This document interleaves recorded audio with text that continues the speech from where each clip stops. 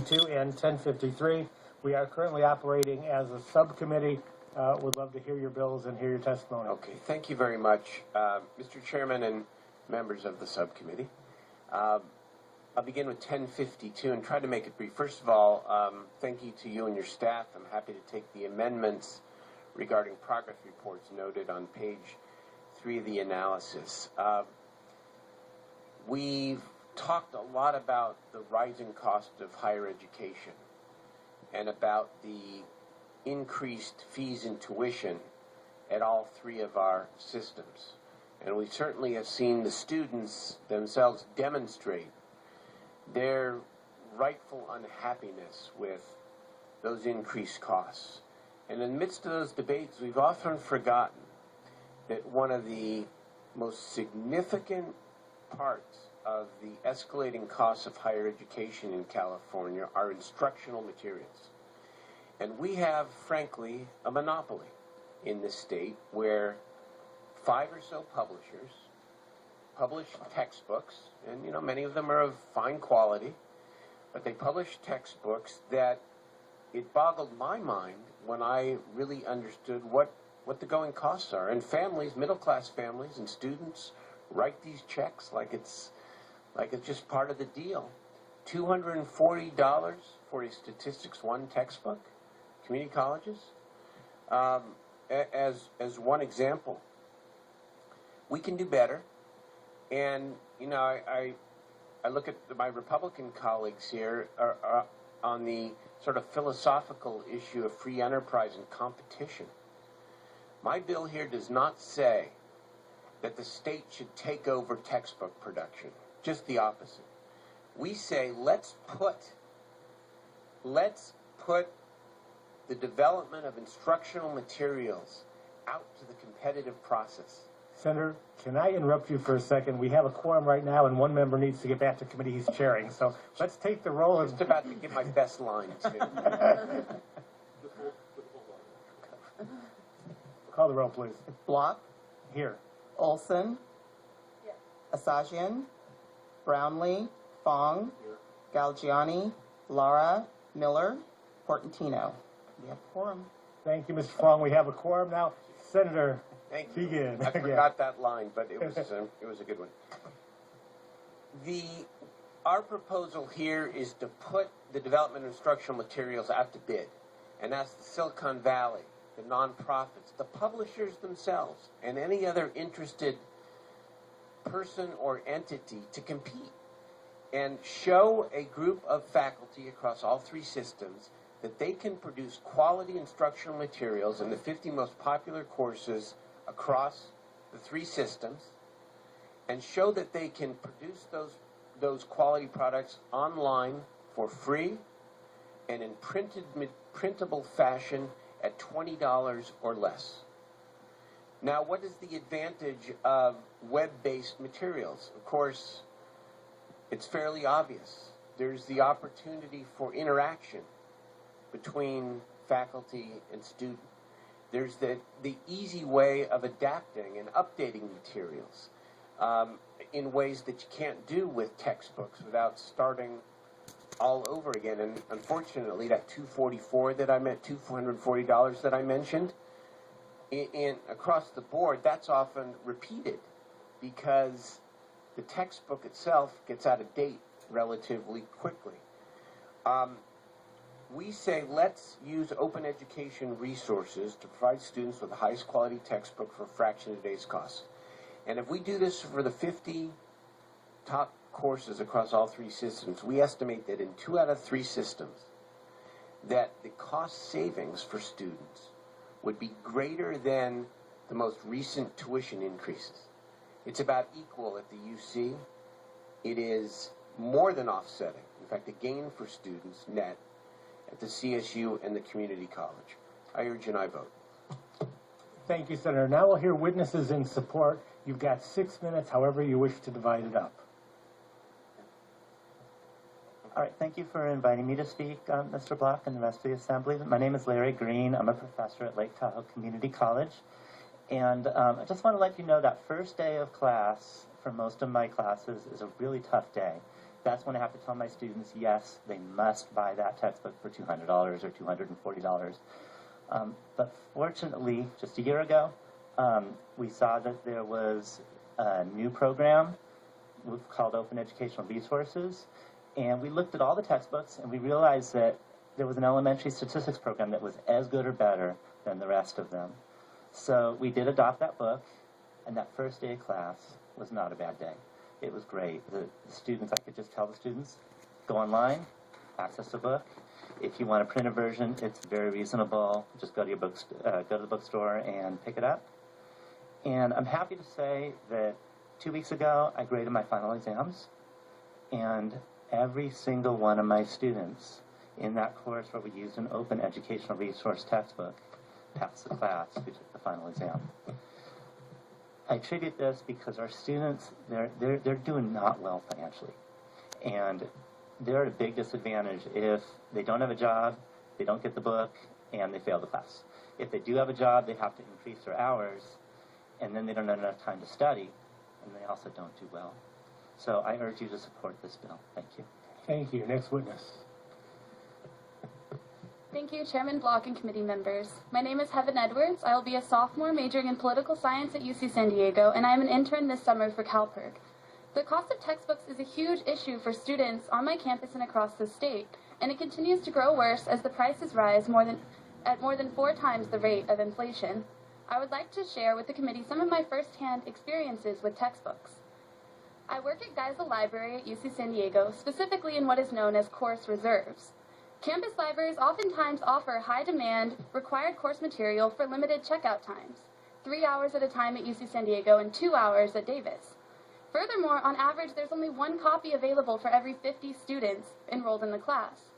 Hard economic times hit everyone, and the increasing amount of students relying on this service every year demonstrate that, as do the books on reserve, being that they're falling apart every day.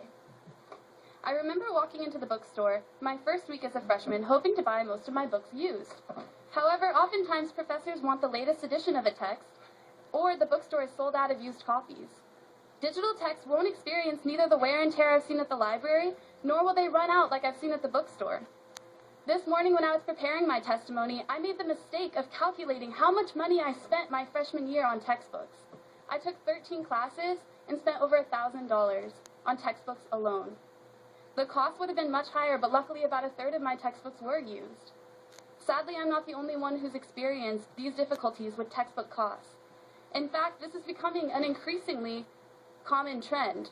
A 2011 survey released by CalPERG found that 7 in 10 students who responded had skipped purchasing some of their textbooks because they could not afford to do so. Alarmingly, about 3/4 of those students believe that not having a required text could hurt their grades. Our research shows that students will still have widely ranging preferences with respect to textbook forms. 75% of the students who we surveyed in 2010 said that they prefer printed textbooks over digital. Open textbooks give students a wider range of options while also providing dramatically lower costs. Helping more open textbooks enter the market could eventually drive down costs and help more affordable, efficient publishing models take hold. Skyrocketing textbook costs is an incredibly important issue for millions of California students, and I'd like to thank Senator Steinberg and the legislator for taking steps to address this problem. Thank you. We have about 3 minutes left for the rest of the speakers. Okay. Thank you, Chairman Block and committee members. My name is Kelsey McQuaid. I'm a recent graduate from UC Davis. The increasing cost of tuition has prevented many students from attending college, but another one of these costs burdening students is the cost of textbooks. In my 4 years at UC Davis, my tuition doubled, and at one point, my scholarships and loans were able to cover all of my educational costs, as well as rent and groceries.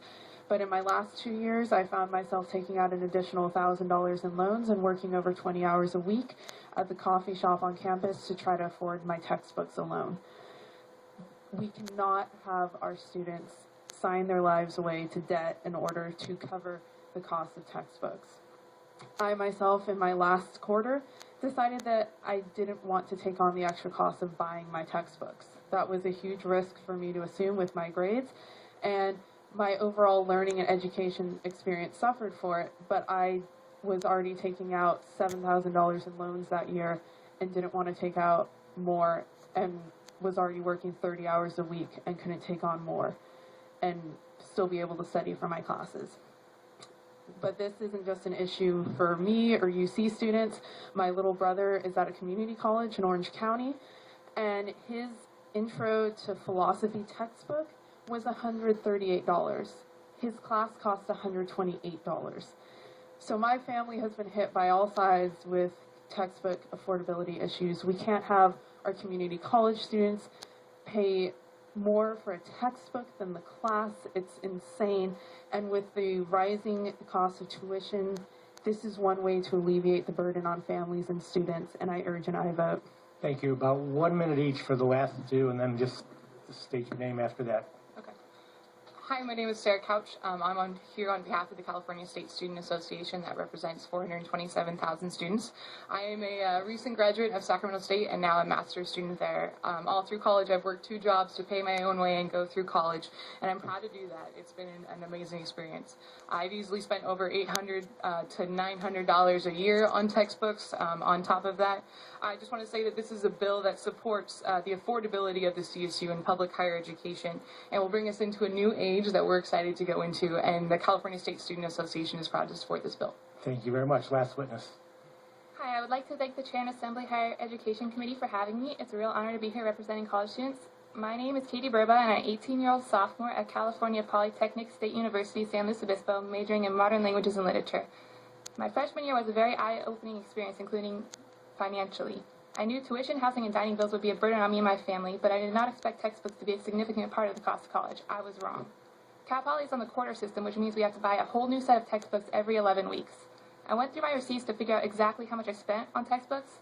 In my first quarter of Cal Poly, I only took 12 units, but I spent $406 on textbooks. In my second and third quarters, I took a full load of 16 units. I saved money by buying older editions of some books on Amazon. I spent $450 in my second quarter and $402 in my third. In total, I spent $1,258 on textbooks during my first year in college. And because I do not qualify for Cal Grant, my family paid for all of this out of their pocket. There are a few alternatives buying textbooks. The library will usually have 1 or 2 copies on reserve, but many of my classes have 100 students or more, so these are nearly impossible to get a hold of. Some students share textbooks, but professors discourage this by having open book texts. Many students download their textbooks illegally from torrent sites. Some of them feel that they have no choice. Education is unbelievably expensive between tuition, housing, and books. Students and their families already sacrifice a lot to pay for college. This bill will save thousands of students thousands of dollars without them having to sacrifice anything at all. It will relieve us of the financial burden of buying textbooks so we can focus on what really matters, learning. I want to thank you for listening to my story, and I hope you vote in support of this bill.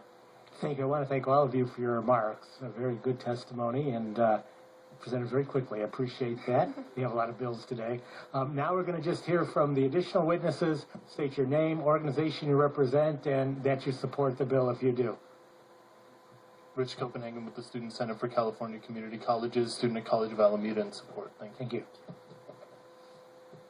Good afternoon. My name is Monica Cortez on behalf of ASI from Sacramento State. I represent 28,000 students. I was recently elected as student body president for ASI, and we are in support of this bill. Thank you. My name is Meg Pomaki, and I'm Legislative Affairs Coordinator for Sacramento State, and I represent 28,000 students and also our lobby corps, and we are in support of this bill as well. Thank you. Tom Cravacker, CSU Academic Senate. Although we have not taken a formal position on these bills, we strongly urge the legislature take action on textbook affordability. Thank you. Good afternoon, Member Block and members. My name is Kevin Feliciano. I am the immediate past president of the Student Senate for California Community Colleges, which does represent the 2.6 million community college students in the state of California. And on behalf of the Student Senate, we're in support. Thank you. Thank you. Hello, my name is Kiara Roby. I'm the Student Senate President for American River College, and I strongly support. Thank you. Hello, I'm Lori Banks, Student Senator, American River College, and I strongly support. Thank you. Hello, I'm Jonathan Nicholas, student at CSU East Bay, and I strongly support. Thank you. Good afternoon. My name is Jason Trinidad. I was a former president of ASOC, which is the Ohlone College of Student Government. Although Ohlone College didn't really have a discussion on it, we know through our surveys that a lot of students, their main concern is the increasing cost of college and also So you the support the textbooks. bill, or? And we support it. Thank you. Good afternoon. I'm Mary Moyle with the Chancellor's Office for the Community Colleges and would like to thank the author and his staff for working with us, and we urge an aye vote. Thank you. Mr. Chairman and Committee, Bonnie Slauson, representing the Community College League and the 72 community college districts throughout the state, and we are in support and urge an aye vote on this. Thank you. Thank you. Chris Berry, Mendocino College alumni, absolutely in support of the bill. Thank you. Andrew Martinez, California State University, in support. Thank you. Tony Trevero, California Teachers Association, Community College Association, in support. Thank you. Nadia Leal Carrillo with the University of California. We have a support with amendments position, but are working closely with the author and thank him for doing so and look forward to continuing to work further. Thank you. Andrea York on behalf of FAC in support. Thank you, the author and his staff, for working with us on future amendments also. Thank you. Thank you. Are there witnesses in opposition? Witnesses in opposition, please come forward. If you guys would open up seats.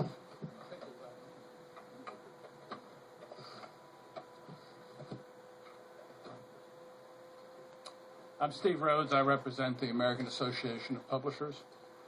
We take a little umbrage with the word monopoly. The world right now is extremely exciting. A lot of startup companies, a lot of options, like Amazon that was mentioned and others. We gave you some references to some studies in my letter that show that the price is actually stabilizing and slightly decreasing in